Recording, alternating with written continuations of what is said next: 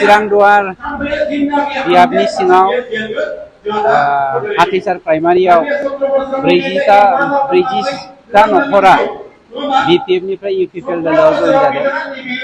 खोब गोजोननाय मोनदों दिनै जोंनि NDA नि जों मोनसे सोद्रोमा हिसाबै NDA नि मोनसे पार्टी हिसाबै लोगो पार्टी हिसाबै मानव गेदेर जोंनि जयन्त बसुमतारी बिथां जाय बिथाङा जोंनि एक्जिस्टिं MLA बिथांखौ जोङो MP हिसाबै दिल्लीसिम फाथायहरगोन आरो जोंना रोखा जाखाबाय गतिके देरहाखागोनखौ नुनानै BPF नि रायजो राजाफ्रा सापर्टारफ्रा दोलै नोगोरै फैनानै UPPL दलाव जइन जाफैबाय।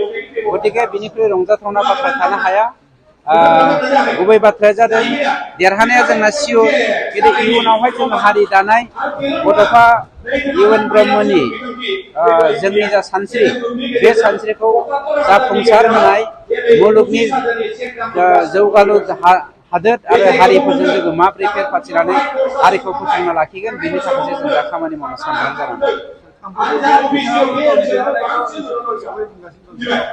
बिथाङाथ' गावनि मानसिफोरखौ लाखिनो थाखाय बुंगोन होननानै देरहागोन होननानै बुंखागोन किन्तु लजिकआ ओरैनो रोखाखा जे बिथांमोननि सानैसो BPF सापर्टार जेरै गाव गावनि नखर खाम्फा आरो खाम्फानि नखर हाग्रामा आरो हाग्रामानि नखर जाथि बंस बेफोरबायदि जेरै देरहासार आरो देरहासारनि जाथि बंस बेफोरजोंथ' नों एमपिखौ देरहानो हाया।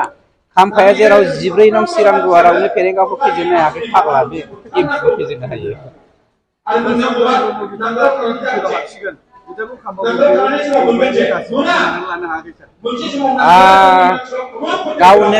गावनो UPPL दलाव जइन जागोन।